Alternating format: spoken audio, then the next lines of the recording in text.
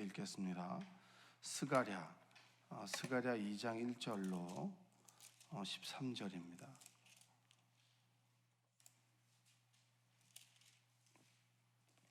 (1314쪽) 구약 스가랴 2장 1절로 13절까지 교독해서 읽겠습니다.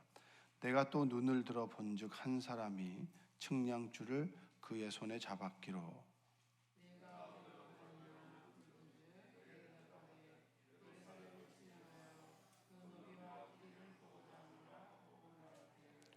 내게 말하는 천사가 나가고 다른 천사가 나와서 그를 맞으며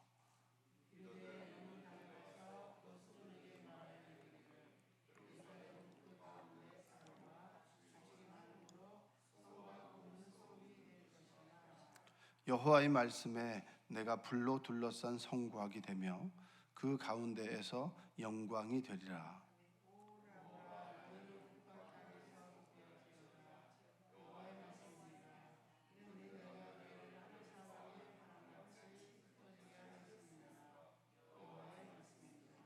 바벨론 성에 거주하는 시온아, 이제 너는 피할지니라.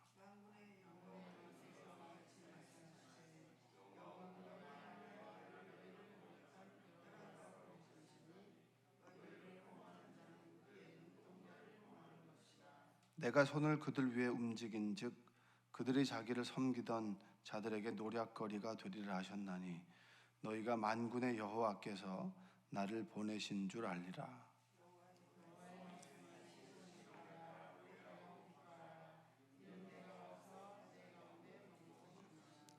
그날에 많은 나라가 여호와께 속하여 내 백성이 될 것이요 나는 내 가운데에 머물리라.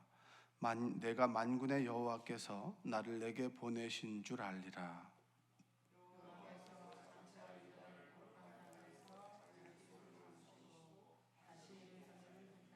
함께 읽겠습니다. 모든 육체가 여호와 앞에서 잠잠할 것은 여호와께서 그의 거룩한 처소에서 일어나심이니라 하라 하더라. 아멘. 오늘도 하나님의 은혜가 여러분의 삶 가운데 함께하기를 주님의 이름으로 축복합니다. 학개 스가랴는 그 포로 70년을 보낸 그 이스라엘 민족에게 하나님께서 이제 예루살렘 성전을 다시 건축할 수 있는 분위기 그리고 그 환경을 허락하셨습니다. 그래서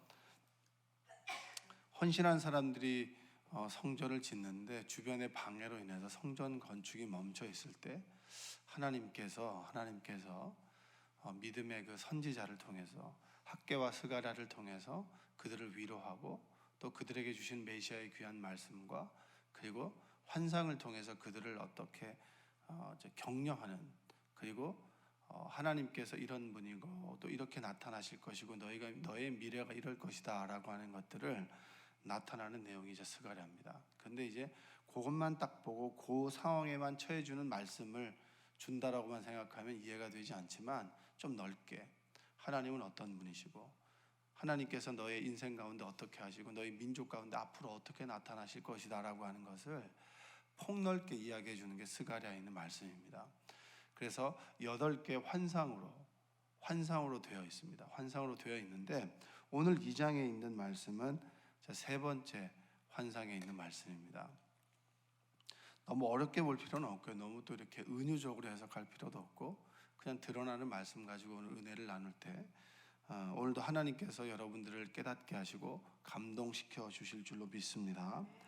자, 오늘 그 하나님께서 4가지로 이렇게 말씀해 주시는데 그러니까 스가랴를 통해서 하나님은 이런 분이다. 하나님은 너의 이런 마음을 가지고 있고 그리고 이런 뜻을 가지고 있다라고 이렇게 스가랴를 통해서 말씀해 주고 계십니다.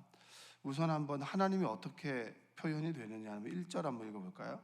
내가 또 눈을 들어 본즉 한 사람이 측량줄을 그의 손에 잡았기로 2절에 보니까 내가 어디로 가느냐 물은즉 그가 내게 대답하되 예루살렘을 측량하여 그 너비와 길이를 보고자 하노라 하고 말할 때 그러니까 천사의 환상을 통해서 그 스가랴에게 나타나는데 측량줄을 잡고 있는 거예요. 자를 잡고 있는 겁니다.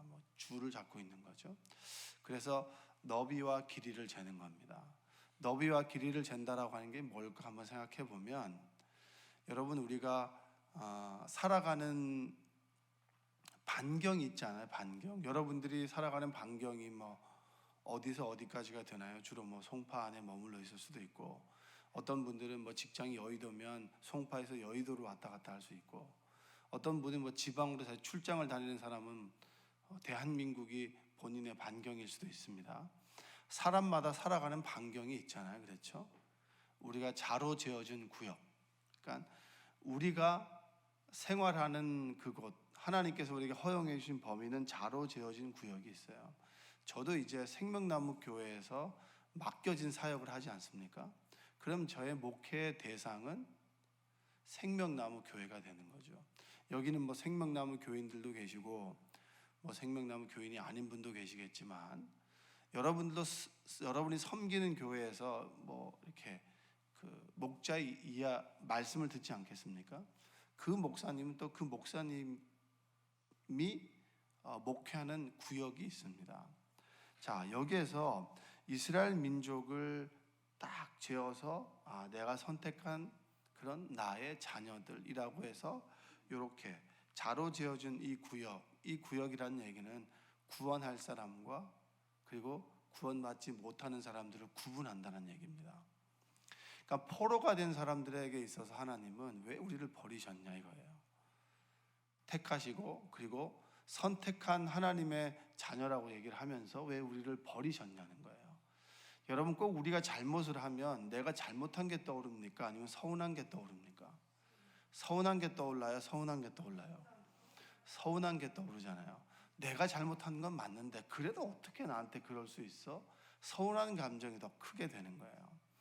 끊임없이 하나님께서 선지자를 통해서 너희들이 하나님께 돌아오라고 얘기했지만 그것과 별개로 서운한 거예요. 어떻게 하나님께서 나에게 그럴 수 있냐는 겁니다. 자식을 키워보고 그리고 자녀에게 한없이 잘해주다가도 하나 잘못하면 애들은 뭐예요? 섭섭하다고 하잖아요. 그 엄마가 나한테 해준 게 뭐가 있냐고 이렇게 얘기하면 정말 이거는 갈 때까지 가는 거예요. 네가 나한테 이렇게 되지 않겠습니까? 이스라엘 민족의 입장에서는 하나님께서 어떻게 나한테 그럴 수 있습니까? 어떻게 이렇게 우리를 이렇게 그 바벨론과 페르시아의 포로가 되게 할 수 있습니까? 라고 하는 서운한 감정이 있는 거죠.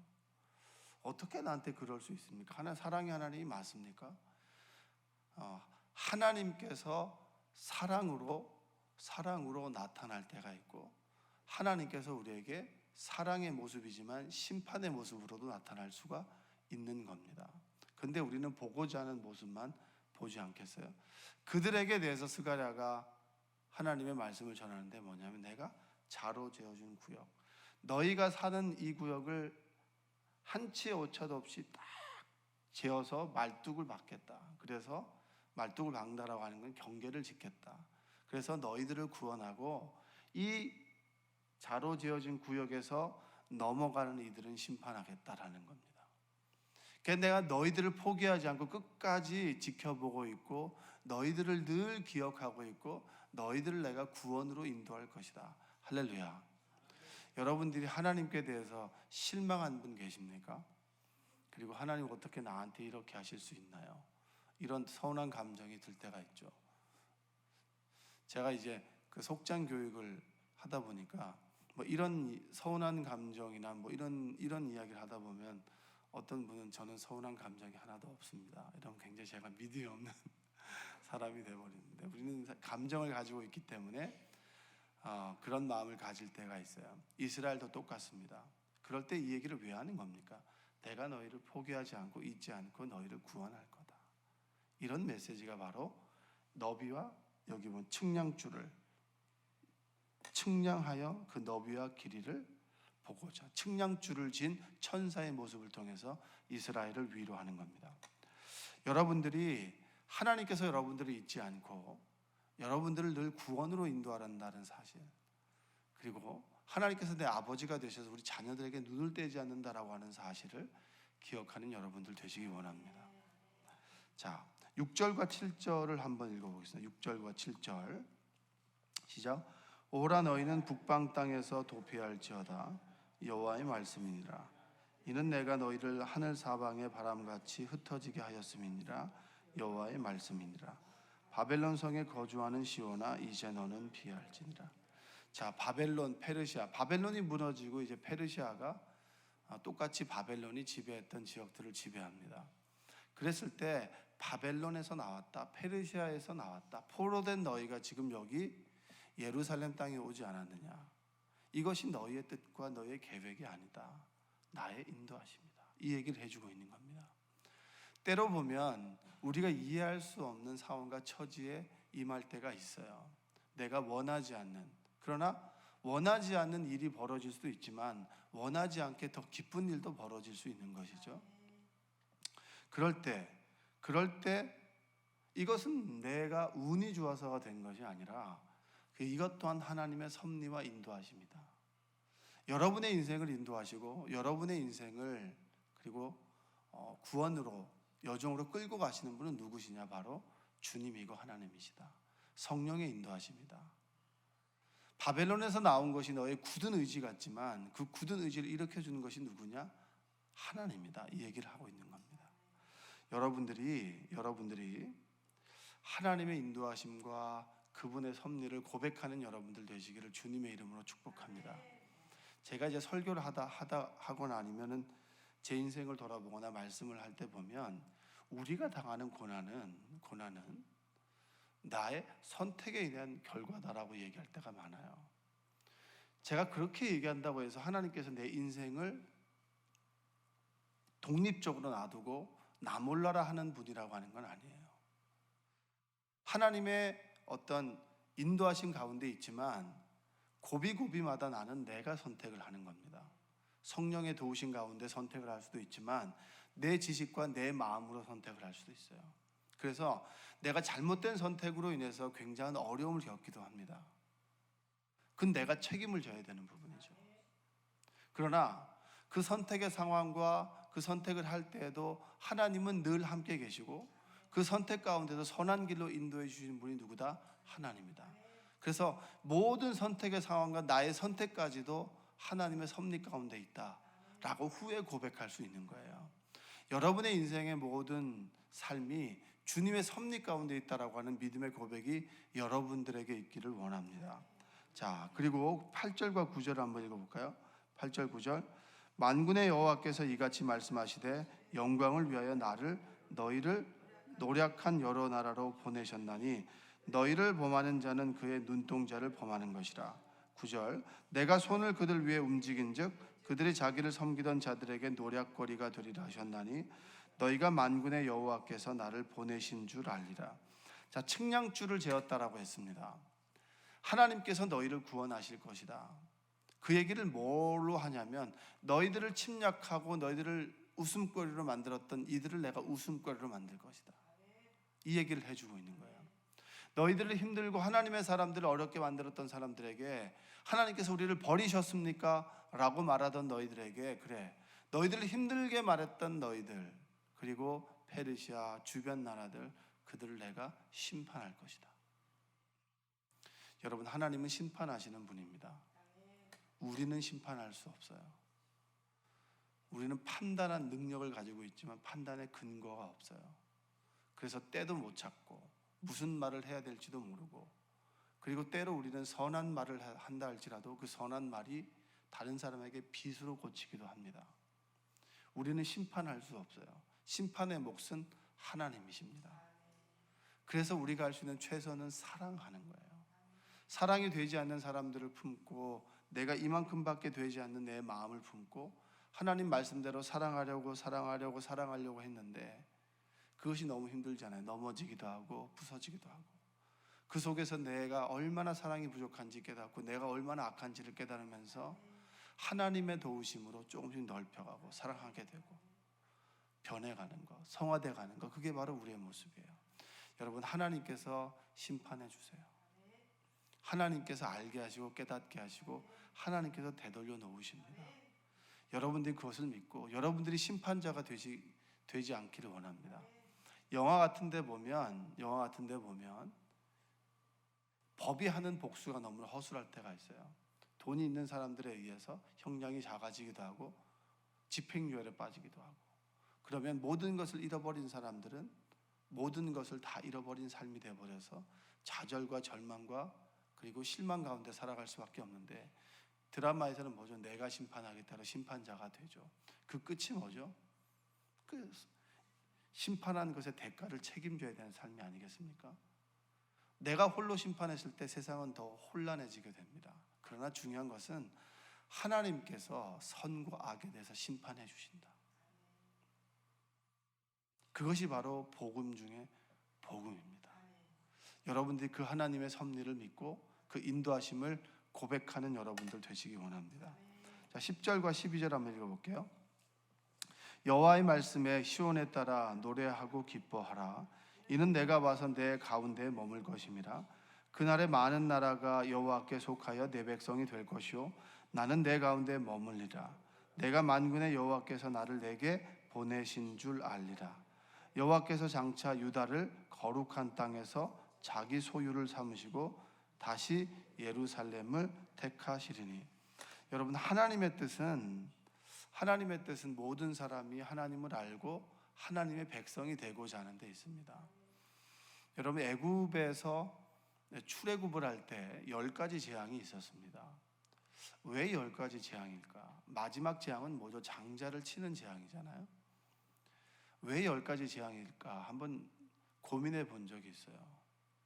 그 하나님께서 10번이나 괴롭혔다라고 볼 수 있지만, 좀 뒤집어 놓고 생각해 보면 하나님께서 애굽의 백성들에게 진짜 너희를 구원할 사람은 하나님이다. 너희가 믿는 신보다 하나님이 더 위대하다. 그러니까 빨리 갈아타라 라고 하는 그 기회를 10번을 준 거예요. 그렇게 생각하지 않으십니까? 한 번에 다 하나님께서 죽음으로 인도할 수 있는 문제예요. 그런데 애굽의 백성들에게 끊임없이 10번의 기회를 주셨고, 그리고 그 10번의 기회 동안 그들은 깨닫지 못했습니다. 여러분, 그만큼 우리가 완고한 거예요. 여러분이 굉장히 유연하고, 그리고 우리가 굉장히 포용력이 있고 사랑이 많고, 그리고 우리가 참 대단한 사람들 같지만 굉장히 고집스럽습니다. 영원하지 않은 지식을 끝까지 소유하고, 그리고 사랑 없음을 인정하지 않고, 그리고 나의 잘못을 인정하기보다 다른 사람들의 잘못을 추궁하고 들추어내는 삶이 바로 우리의 삶이에요. 굉장히 완고합니다. 여러분들, 바른 말을 사람들이 여러분들에게 할 때가 있죠. 그 말을 바른 말이라고 받아들이나요? 받아들이지 않아요. 네가 뭔데 나한테 그런 얘기를 해. 우리는 그런 오해를 당할 때가 많습니다. 정말 진심으로 해줬는데 그 진심의 말이 오히려 비수가 될 때가 많이 있습니다. 애굽의 백성들이 그렇게 완고했고, 이스라엘 민족들도 하나님을 인정하기가 그만큼 힘들었습니다. 그리고 그렇게 하나님의 기적을 보고 나서도 우리는 다시 죄악된 생각과 죄악된 습관으로 돌아갈 수 있는 사람들이에요. 그게 광야 생활 아니겠습니까? 그래서 뭐죠? 그 완고함의 끝이 뭡니까? 죽음이에요. 그래서 여러분, 개혁은 뭐라고 얘기합니까? 인적 쇄신이라고 얘기하죠. 그 있는 사람들 바꾸면 되지 절대 안 바뀌어요. 그만큼 우리 인간이 완고하다라는 겁니다. 그래서 흔히 이렇게 얘기하지 않아요? 자, 하나님 내 믿지. 죽기 전에 믿으면 되지. 뭐 천국 가잖아. 죽기 전에 절대 못 믿어요. 그만큼 우리는 완고한 거예요. 지금 안 믿는 사람이 죽기 전에 믿는다? 절대 그렇지 않아요. 하나님께서는 끊임없이 기회를 주시는 분입니다. 하나님을 모르는 이방 사람들은 늘 심판의 대상이 아니에요. 선택받은 사람만 대단한 사람이 아니라 모두 하나님의 사람인데, 너희들을 통해서 하나님의 영광이 드러났을 때 믿지 않는 사람들, 이방 사람들이 하나님께 돌아오기를 원하시는 것이 하나님의 마음입니다. 여러분, 하나님께로 돌아오십시오. 여러분의 생각과 마음과 입술이 하나님 안에 거한다고 했지만 늘 우리는 넘어질 수 있고 완고해질 수 있는 거예요. 믿는 사람들이 얼마나 완고한 줄 아세요? 사랑이 없는데 율법만 있습니다. 이건 정말 답이 안 나와요. 무조건 옳고 그름만 따져요. 무조건 옳고 그름만 따지는 사람에게는 답이 없어요. 여러분들이 정말 내가 얼마나 완고해질 수 있는가. 교회 생활을 한 사람들은 어렸을 때 경험했던 교회가 아주 이상형이 되어서 교회는 이래야 된다고 생각합니다. 장로교 사람들은 장로교는 이래야 되고요, 감리교도 감리교고, 또 순복음 순복음이고, 본인이 경험했던 교회가 딱 기준이 돼서 이렇게 하지 않으면 어떻게 교회가 이럴 수 있냐고 이렇게 얘기합니다. 그만큼 우리가 완고하고 편협한 거예요. 하나님께서 이런 교회의 모습을 주셨으면 이것이 나에게 필요하기 때문에 경험하게 하시는 겁니다. 그러면 교회를 바꾸려고 하지 말고 내가 바뀌는 게 가장 좋습니다. 할렐루야. 다 아멘 하세요. 여러분이 바뀌어야 되지 왜 자꾸 세상을 바꾸려고 해요. 세상이 꼭 나쁜 것도 있지만 세상이 나보다 더 나은 것도 있는 겁니다. 여러분 개혁자가 되지 마시고 은혜로 변화되는 사람이 되시길 원합니다. 여러분들이 정말 하나님 말씀 앞에서 날마다 여러분의 영이 살아나고 날마다 여러분의 완고함이 깨어지기를 주님의 이름으로 축복합니다. 우리는 성격 따라서 신앙생활하는 사람들이 아니에요. 하나님의 말씀 따라, 성령의 감동하심 따라 생활하는 사람들이에요. 여러분들의 기준이 좀 바뀌어지기를 주님의 이름으로 축복합니다. 자, 13절 마지막 읽어볼게요. 모든 육체가 여호와 앞에서 잠잠할 것은 여호와께서 그의 거룩한 처소에서 일어나심이니라 하라 하더라. 하나님이 먼저 이제 일하신다.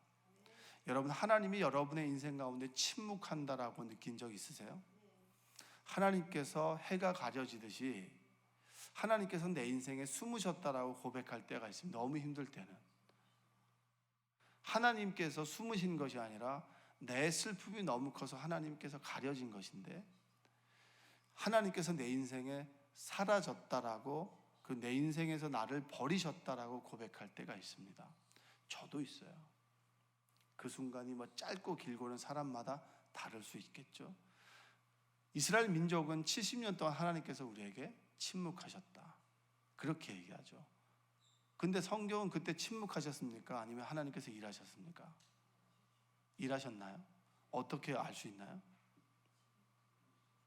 다니엘과 같은 사람들, 에스겔, 스가랴, 이런 학계, 이런 믿음의 사람, 포로기 때 하나님의 말씀 따라 에스더와 같은 사람들, 이 사람들이 페르시아와 바벨론에서 하나님 말씀대로 살아갔고 하나님께서 그들의 인생 가운데 역사하셔서 기적을 만드셨잖아요. 이 얘기를 왜 성경에 기록해 놓고 있을까요? 대부분의 사람들이 하나님께서 우리를 버리신 건 아닐까라고 할 때, 그때도 결단해서 하나님 말씀대로 살아가는 사람들이 있다 없다? 있다. 이걸 성경이 말해주고 있는 거예요. 13절에서 이제 일어서겠다라고 하는 얘기는 하나님께서 일하신다. 여러분, 하나님께서 여러분의 삶에 일하시길 원합니다.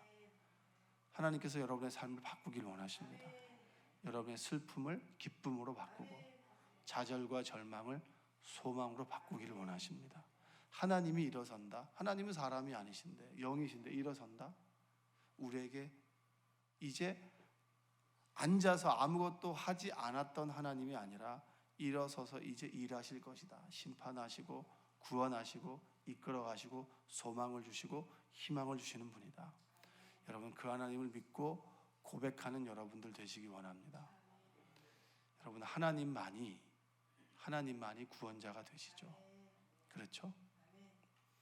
하나님이 일하십니다. 하나님이 일하시는데, 하나님께서 나한테만이 아니라 주변의 사람들을 통해서, 관계 속에서, 또 나에게 직접 강단을 통해서 말씀하시기도 하지만 주변 사람들을 통해서도 말씀하셔요. 여러분들이 하나님의 일하심을 고백하고, 그리고 하나님의 일하심의 통로가 나일 수도 있지만 너일 수도 있고 우리일 수도 있어요. 늘 깨어서 하나님의 음성을 듣는 여러분들 되시기 원합니다. 그 말씀이 여러분들에게 위로가 소망이 되시기를 주님의 이름으로 축복합니다. 기도하겠습니다. 사랑과 은혜가 풍성하신 아버지 하나님, 하나님께서 우리를 구원으로 인도하셨고, 그리고 우리를 구원하신다라고 다시 말씀하시고, 그리고 하나님의 선하신 뜻은 믿지 않는 자들도 하나님의 백성이 되는 것이며 하나님의 일하심을 지금 하신다라고 하는 말씀을 우리에게 주셨습니다. 그 말씀이 나에게 소망이 되고 희망이 되길 원합니다. 하루하루 살아가는 것이 고통 가운데 있는 이들도 있습니다. 하루하루 살아가는 것이 기쁨 가운데 있는 이들도 있습니다. 모두에게 하나님의 말씀은 능력의 말씀이 되시고 구원의 말씀이 되시는 줄로 믿습니다.